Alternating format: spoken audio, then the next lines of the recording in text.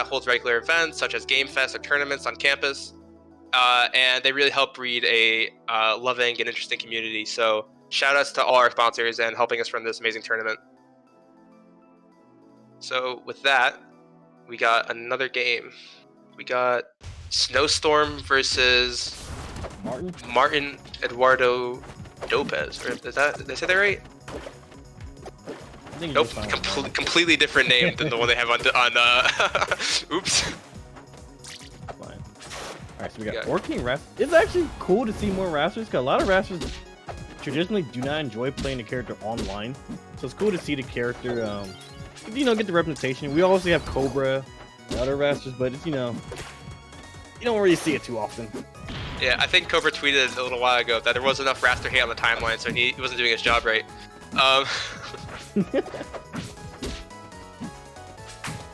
Yeah, I don't. What's up? I said I feel like this matchup is definitely something that Orcane likes, just because Orcane can kind of wall out Raster's aggressive approaches with bubbles and things like that. But even with that, we still have a pretty close game. I don't know, have you watched a lot of Snowstorm play? No, I'm not too familiar with the player. So, I'm curious to see what Snow brings to the table as a Raster player. Yeah, I've seen them play a little bit. I really like their Raster. They have a lot of cool conversions that I don't see from a lot of other Rasters. So they kind of have their own little spice to the mix. So it'll be interesting to see. But it's a pretty close game so far. But I feel like the way that Orcane plays is sort of not like the antithesis to how Raster usually plays, but it's definitely something that Rasters can struggle with. Yeah, but what makes it really helpful is that because Orcane's like earlier about his properties, Raster does a pretty good job just like carrying him and just like comboing him pretty hard. So it can be very difficult. But of course, Orcane has the frame 7 down smash, which can kind of kill apps at Raster random percent. So it can be scary for both sides. That move's very hard to DI too, because you have to like DI in a way that you don't die off the top sometimes, but also if you DI wrong, you might die off the side.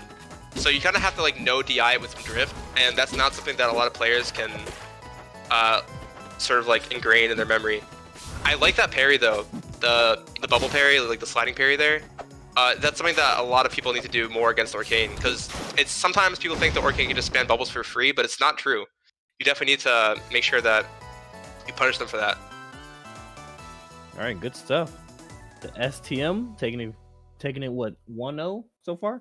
Yep, 1-0. That was the first game. That was a nice game though. A lot of back and forth there.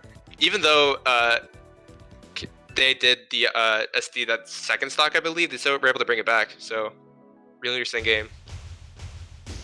Everyone, FD, no platform movements for the Orcane here. Unfortunately, he whiffed his dash parry.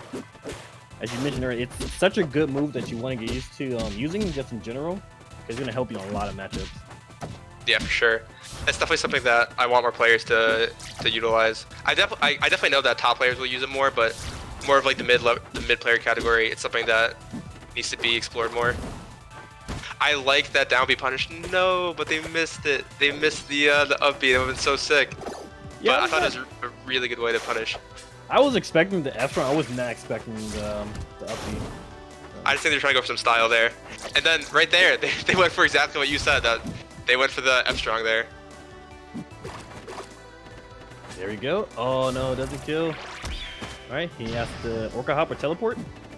Oh, and gets he just built for the up B raw. Nice. Yeah, I like it. A little bit of flair for the stream. Always something nice.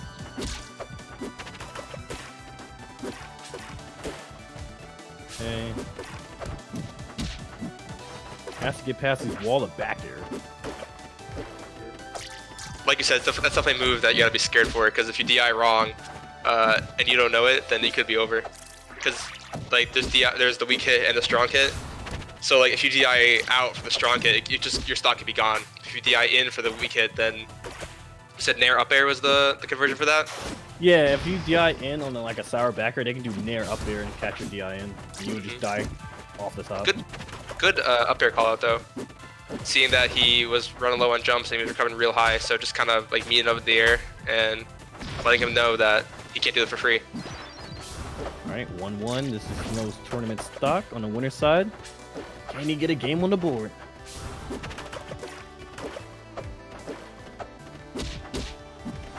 Okay. How do you feel about Snowstorm's use of Slipstream? He's kind of using it in a typical way that we're used to seeing Raptors do, which is like the meme on Slipstream Fair, kind of just as a combo breaker or as a get off me too if you try to get too greedy. It's not a bad option, but we're starting to see way more different uses of just like, yeah, using it for just speed boost or just breaking projectiles. Not breaking projectiles. Just getting the speed boost in general. Not really worried about trying to go for Slipstream Fair, but its overall usage isn't too bad. Yeah, I definitely agree. Like, that was always the meme, was like, anytime you try to edge go Raster, they'll just do Slipstream Fair and you get hit and you're like, oh man, well. Well, yep, you unfortunate. You just got. That was good DI that backer though. They called it they're gonna hit with a strong hit. So they're able to DI in. Alright. Frame 7 down smash. Oh, he tried to go for 2 off top. Got greedy. Yes, he has that. A lot of Rasters like to do that to make sure to get back on stage. It's a Slipstream. Yeah, he's been using that a lot actually. He has no droplet. This should be it. Looking in there. Oh, I couldn't get that. Oh, no. Time. Yeah, I'm not sure if Nair was the right option there. Oh, but the F strong will take it though. Alright, and gets already got 1 on the board. Not too old here. We're gonna have an exciting game 3, hopefully. These have been really good matches. I'm excited to see what they have in store for game 3. Alright, we're going to fire capital. No early kills on here. So as big as the stage is, ironically, it does not have the highest ceiling or ceiling blast zone, as many would think. That goes to Tempest. Stage a lot of people aren't really too fond of. I enjoy Tempest. I don't know. I'm definitely the minority there. I don't know. I think platform is an interesting thing, and it's not something you see a lot. So I think it opens up interesting gameplay. But I know it can get a little generous at times, so I understand everyone's benefit. And unfortunately, SMT's kind of get a little lucky throwing out these bubbles, as Snow hasn't really side parried any of them. And he's kind of just throwing them out in neutral, which you kind of want to avoid, because it can give your opponent a free punish on you, which could potentially be a stock loss.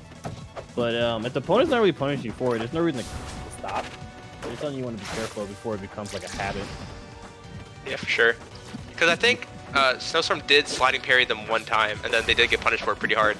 But it hasn't been a consistent thing, you're right.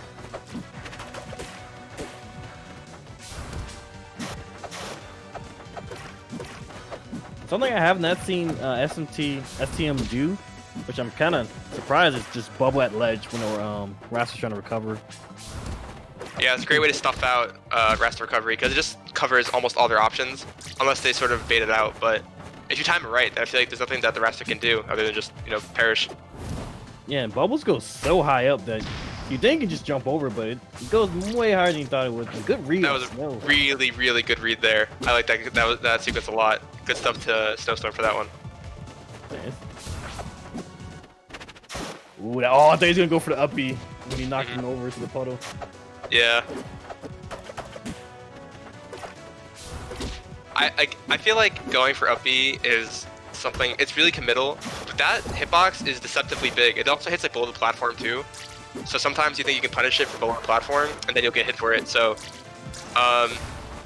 maybe he was scared of going for it, or maybe they just didn't really understand that they had that option there. But yeah, no. Oh, and I got caught holding out. There we go, last stock game. Yep. Already? So close. Yeah, it's a really close game. It's really enjoyable. I love watching Raster play. I think Raster is, like, I don't know, definitely can control the stage in a way that most characters can't, and it's really interesting to see. Oh, I think SMT could have actually got a parry out. You gotta be careful with stuff like that. Yeah, they had extended bubble. They nerfed that recently, right? They nerfed the how much parry or how much parry stun you have. You have a lot more now. They increased the base for extended parry stun. Oh, and he gets tornado off the top. Oh man, what a catch! Classic tornado off the top. Good stuff to Snowstorm. Really interesting game to watch. I actually have not seen tornado off the top in a while. I don't know, just Raster mains are opting for different options, or just feel like the move is too cheap. But turning off the top is a move I'm seeing far less from Rasters. Do you think they should be using it more, or do you think I also think they just choose not to use it. Just I don't know. There's like some kind of new wave. I know Blue was infamous for not using it, and I believe Cobra doesn't use it. I know Autumn also doesn't use it. So yeah, maybe it's like a hipster thing, like, oh yeah, I don't use it because it's like not stylish or something. I don't know. I think it's cool. I like it. I think they should be using it more. But I don't play Raster too much, so maybe there's some reason that we don't know. good stuff. All right, we're gonna get a winner semis between Fullstream and Mutton. And for those who are unaware, Mutton is Zaro's brother. And I'm sure if anyone who's in the rival scene at all would know who Zaro is. He's the Orcane, been destroying and tearing up bracket. And his brother has also been just as good, so don't feel like he's just in his brother's shadow. So we got Fullstream, the multiplayer. He's used to winning terms like different.